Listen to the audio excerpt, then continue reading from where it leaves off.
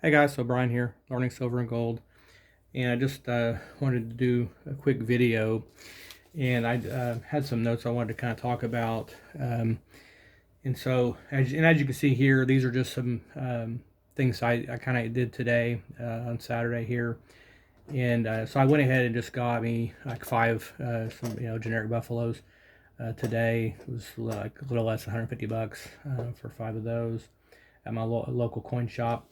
And I looked at some of the gold, but I didn't really want to. It was nothing I was crazy about. I didn't want to spend that much because I'm trying to also build up my cash reserves that I back before I was unemployed for a while for about 4 months.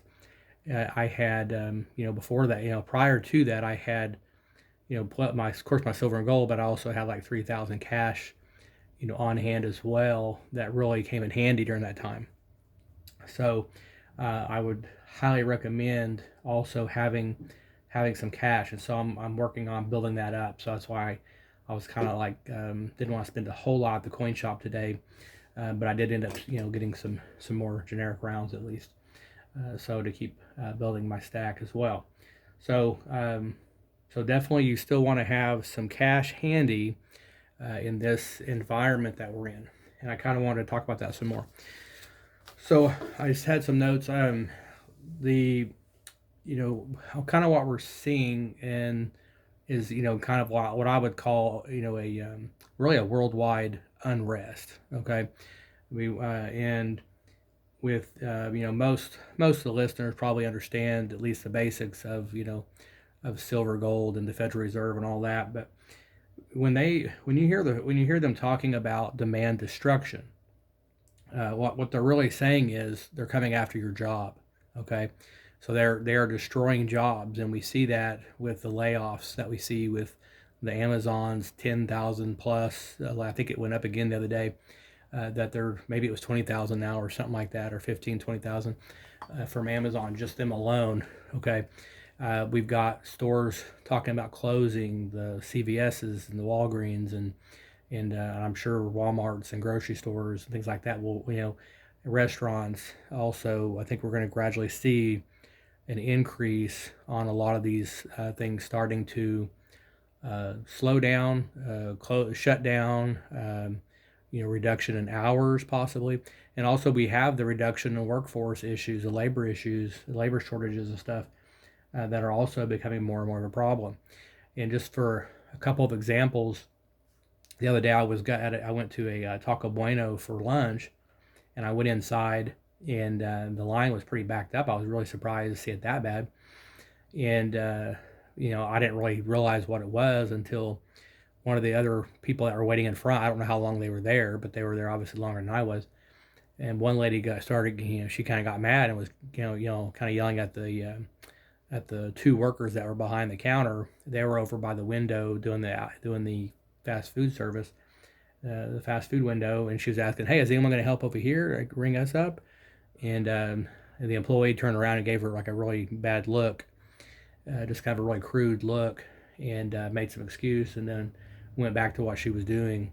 And so she and her husband walked out, and then people behind her walked out in the line, and so I went ahead and went out with them because I had a limited lunch time. I couldn't be there all day either, so I left and went elsewhere. And I think this is becoming more and more common to see just the overall service of places, of businesses. They're not able to maintain any kind of quality service these days and stuff. So I think I would expect that to continue. Bad service in general to continue, and then also I think with the labor shortages, we've seen that during COVID where a lot of places even had to close down temporarily and stuff too. So I think that's going to be something else that's going to become probably pretty common, and even closures.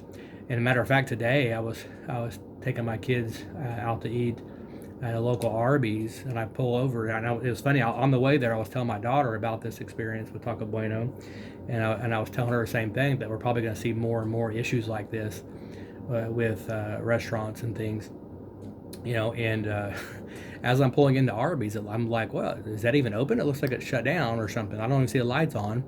And sure enough, so I pull in there, and there's like signs on the door, and the manager was walking out as I was pulling in, and so and she was kind of approaching my vehicle, so I put my window down, and she's like, "Yeah, we've got a gas leak in the area outside here or whatever, so they had to shut it. We had to shut down and due to a gas leak." I'm like, okay. So we went to another location that they had another Arby's there, but so so they're shut down at least for the day due to a gas leak supposedly. So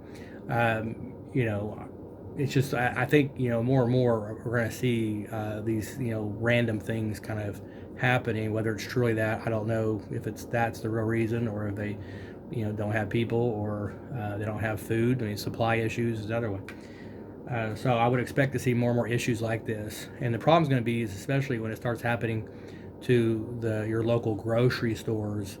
That's when I think we're going to start seeing the real, the more of the issues arise. Because now when you start talking about, it's one thing if you can't go get a burger, but or go get a fast food meal, but when we start talking about your grocery store shutting down, your local, like that kind of thing, that's going to be much more difficult. And then you may have to drive further for groceries or spend more if the other store that shut down was better priced, type of thing.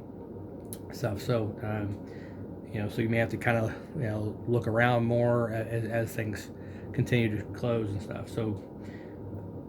But again, when the Federal Reserve says, when they talk about demand destruction, that means they are creating job losses. Okay, so it's kind of a covert way of saying it. But the way they word these things is, it's not for the average American's not going to understand, and they do it on purpose. That's not. It's kind of the way to hide things, and they tell you without telling you, right?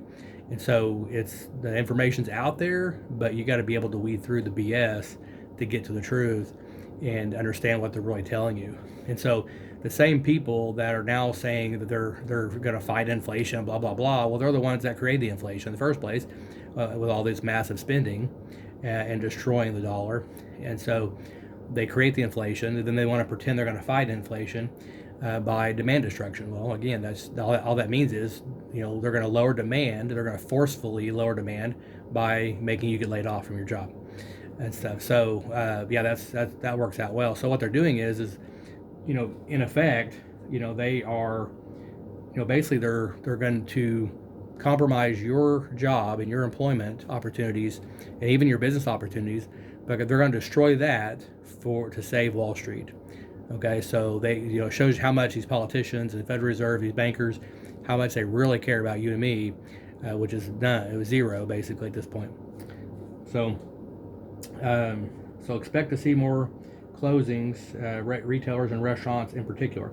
Also, I had the last week or so, my boss had bought me and my office. She bought us a restaurant food from a local Italian store, a restaurant that I picked because I hadn't ate there in years, and so we went ahead and ordered, and it turned out to be pretty good. Well, one lady had got her and her husband a calzone from there that day, and I guess they really loved it. And so she told me Friday, she said, "Oh well, my husband wanted me to order that calzone again and go pick it up on the way home from that restaurant." Well, so she had a hard time getting a hold of him that night. Before she left work, she kept calling and the phone wouldn't go through. She said she couldn't order on the website; it wasn't working either. So later that night, I found out she had texted me that she went by there and the restaurant was closed. Like we had just literally had that like a week and a half ago. Like we had just literally ordered it and had food. Picked it up and brought it back to the office and ate, and everything was good. And I find out, yeah, as of Friday, apparently the restaurant shut down, and just out of the blue. And so I think things like this are going to become more standard, to where things are just going to be, one day they're open, one day they're not. They're just gone. Or there might be some that are temporary closures as well. We might see that due to labor shortages and things like that. So just be prepared for that. Okay. Okay. Now, also, I want to talk about the banks. Okay. This is going to be a huge one here going forward. So I really expect we're going to see. I think we're going to see a gradual increase of banking issues in general. Banking issues is just a kind of a broad way of saying I think we'll see everything from technology challenges and slowdowns. So this could be issues with the apps, the banking apps, where all of a sudden you might not have access. Like there might be extended. Like normally in the weekends, usually in the dead of night, they start doing updates. I anticipate those kind of issues to accelerate and go over longer periods of time. Where at some point you're going to have a harder time to be able to access your online account via apps or websites and stuff. So I expect that to increase as we go forward here. And even though they'll blame it on technology issues, I'm not so sure it won't secretly be on purpose to limit people accessing their funds in an electronic way. And the same thing could happen at some point with debit cards, things like that. At some point, if they want people to stop spending so much, uh, they might start putting caps on things. We may start seeing more of those as well. And then also account closures and seizures as well. This is something that's I'm starting to already hear a little bit of talk about. So these banks, there was I think Citibank was one big one recently, where they just literally just seized someone's account for no reason, and apparently the in their bylaws or whatever they have a right to for any reason for a reason or no reason at all they can close your account. They can, which that also can mean they can seize your account and things like that. So, and then we saw with Canada a while back with the whole trucker, stuff going on. We saw what happened there too. So that's another more extreme example, but nonetheless, we can see working between governments and between banks what they can quickly do to your funds, which means they can basically steal your funds that you worked hard for. Okay. So keep that in mind. And then I think we'll see we're already getting notices of closures as well. So, and what they do is these banks will close certain branches, right? So they're looking at branches across the U.S. And of course, they'll do them gradually. Banks that are less successful, they'll start with those, or branches that they have multiple branches in a city. They might just shut down one. So if you've got whatever bank you're with, if you've got three of them in your city, they might quietly shut down one. And I don't expect for people to get notices of this. I don't expect, so if you're with, Bank of America, for example, don't guarantee that you're going to get an email or anything or a call, or definitely not a call, or a text or anything saying, oh, by the way, we're closing our branch on Main Street as of February 1st. I wouldn't expect any notification on these. I would expect, you might get a letter in the mail, but I doubt it. If it is, it'd be a very vague, letter from like a CEO type of thing, talking about some closures, blah blah blah, nationwide. But I would not expect it to be specific to your city, to your town. Okay, and so so again, you might just pull in, like with the lady with the restaurant, you might pull into your local bank one day and the windows are boarded up, and everything's just shut down and you had no idea. So I think we'll see things like this happening, as well as with these banks with bank holidays, as they call them, to be able to slow down bank runs. I think we'll start seeing between that and labor shortages, I would say, I think we'll start seeing more and more reduction in hours, working operation hours. They'll gradually, I think some of them will phase that out. So if they normally are opening at 8, they might push it back to 9. All of a sudden, they're going to limit their hours more and more, and that way they're also able to cut down on working hours and payroll.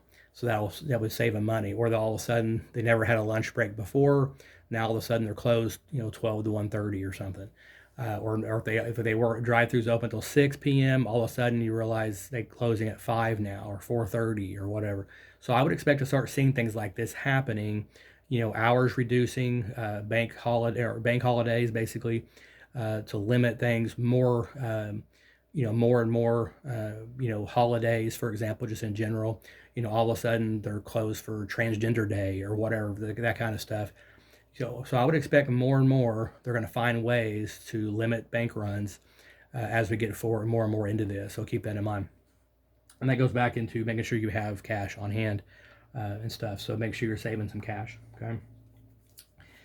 And of course, silver and gold as well. And then stock markets. This of course includes any 401k, IRA, retirement account, that kind of thing, and stuff as well. So I would expect. So these are gonna continue to be highly volatile. Okay, so that means higher highs, lower lows throughout this and stuff. So basically leading up to an ultimate crash. Okay, um, and again, there's we already see they're propping up Wall Street by sacrificing your job and your opportunities, basically, just in general. Would you want to start a business in this environment right now? No. So even if you don't have a job, unless you're in repos or something right now or foreclosures, I don't know. In this environment right now, there's not a whole lot to look forward to. Unless you're a dollar store, maybe. I don't know. So, and basically, the Federal Reserve is they're kind of out of options at this point on what to do. So they're really up against the wall, cornered on what they can do. So they don't have a lot of tools left to make adjustments. They say they're fighting inflation, but yet they cause inflation. And then they're trying to increase rates. And this is why they try to increase the interest rate so gradually over time, because they really don't have much options. And if they do anything too drastic, it's just going to all come tumbling down like a house of cards, which it is anyway, but which will happen eventually. And then the talk about inflation. I heard a number yesterday that the U.S. has sent around $100 billion to Ukraine, $100 billion that we don't have. Okay, the American people are broke and they've been totally drained and tapped out. More poverty than ever. We've got middle class is being destroyed as we speak. Yet we are sending $100 billion to Ukraine, like just basically to fight Russia over there. So obviously, that brings up the point though that we are at war right now. Okay, that's my other point here is that as times get tough, then typically wars are what governments and bankers use to solve it. I don't know if you ever read. There was a really good reading I read years ago. All wars are bankers' wars. If you haven't heard that, you might look up that article. It's kind of like an article or a small book, I guess you could say, but it should be free online. But all wars are bankers' wars, and that's really what we're talking about here. This is, we're basically heading into World War III. Some say we're already in World War III, basically, which the $100 billion going to a country like that, would kind of, I think that sentiment would agree with that we're already at war. It's just, the type of war today is different than what it used to be. And I'm not saying we won't see bombs drop, sadly, but at some point it probably comes to that, but hopefully not. But the odds are we're probably headed in that direction. Okay, so, and then I was going to say too, if you've paid attention to some of the worldwide news, the death rates have drastically increased worldwide. Including the U.S. I think I've seen numbers as high as increases of 160+% in the U.S. alone in deaths, and this is coming from actual life insurance companies. The numbers. If you look at the 2020, 21 numbers or 2020, somewhere in there, on how much they're paying out versus what they've had to pay out in 2021 and 2022. I think it was 2021 was the last number I saw, but we're talking over 160% increase in death claims for and how does that continue for life insurance companies? I have no idea if it's even possible. So we may see life insurance companies also going under here this year or next year. Or the prices are going to be so outrageous you can't even afford it.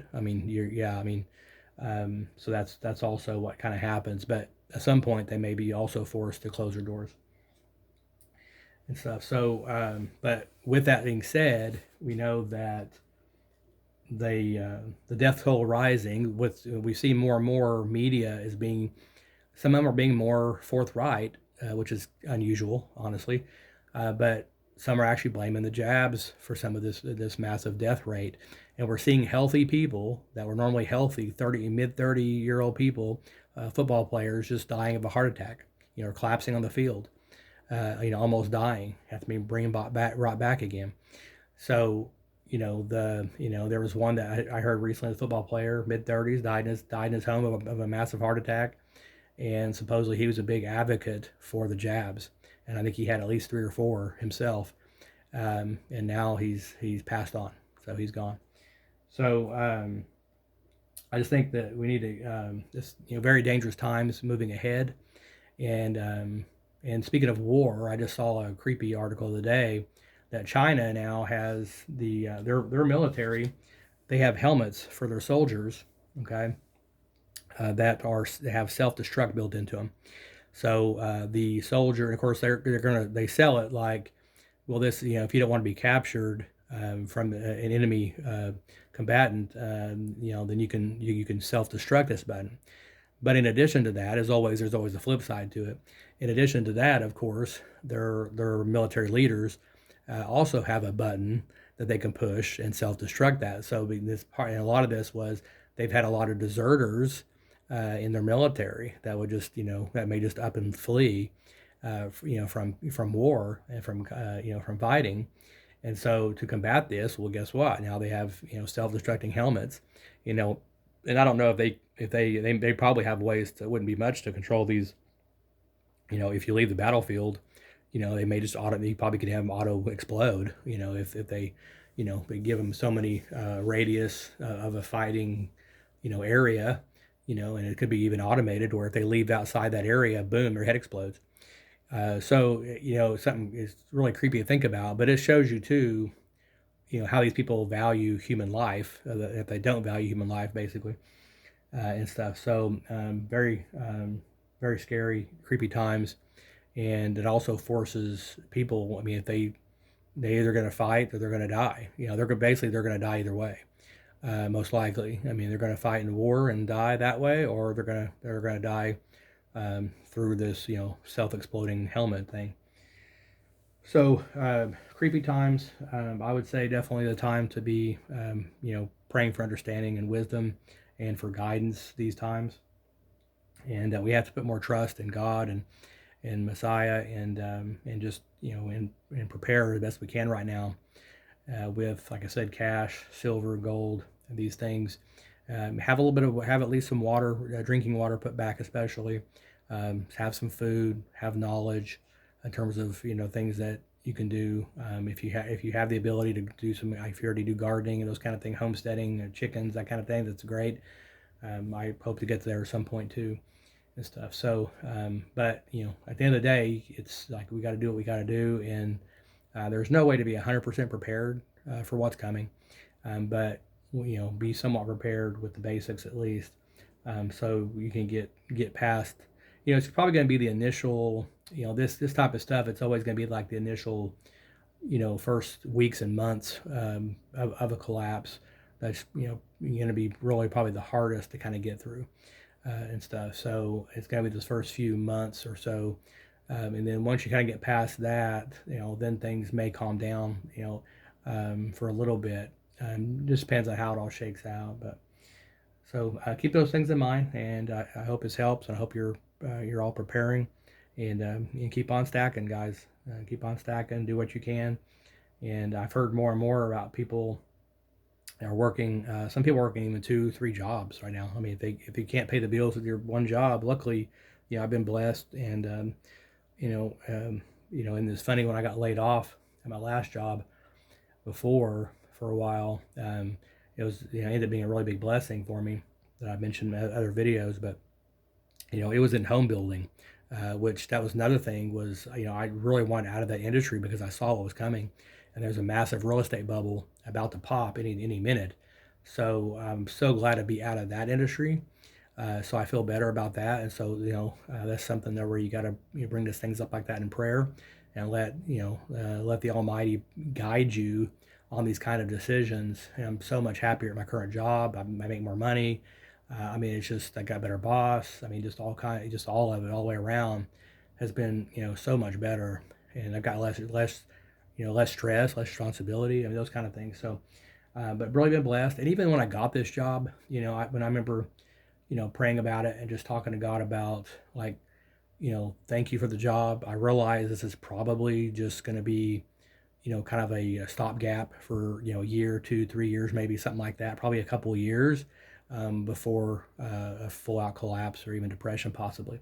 But if not, if it goes further, great. I mean, if I continue and work my way up there for years to come, then great. But so basically, what I'm saying is, I just look at it like, hey, it's a great opportunity. I got out of a horrible industry that's going to collapse any minute, and which all of it's going to be hurting at some point. And so, at the same time, we don't want to be deceived thinking that the job's going to last forever. I mean, these days that's not very realistic anymore, sadly. But if it does, like I said, if I work there 10 years or 20 years, something like that, then fine. So, but keep those things in mind. Also, I wanted to note too here, I have noticed an uptick in people, even in my local city here, that more people than ever I notice are walking. I went to the grocery store yesterday just to go grab a couple of things. And I didn't think about it at first until I saw a second guy. Well, I saw two guys in the store walking around with skateboards, okay, in their actual hands with groceries and a skateboard, and they weren't buying it. This was like a neighborhood market, a small grocery store. It wasn't a full Walmart. So yeah, I've seen two different guys with skateboards in there. I've seen people walking around that they didn't look like homeless people, so just like people that are walking. So I would expect that I'm starting to see more. Well, which I am seeing more homeless people as well, with like the whole shopping cart and all that. But I think that is probably becoming more normal. Okay, you're going to start seeing more people due to the gas prices, the vehicle prices, and all that, and costs of rent going up, and all this stuff. Then you're going to do what you got to do. And if you don't have gas to get to the store, if you don't have your car broke down, you don't have a car, you can't afford one.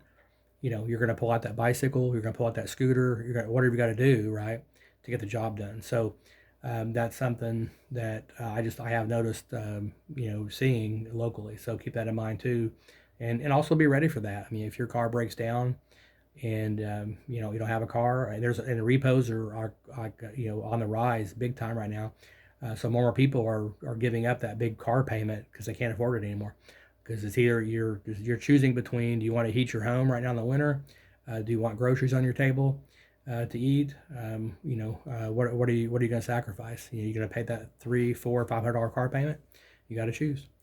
All right, keep on stacking, guys. I'll talk to you soon. Okay.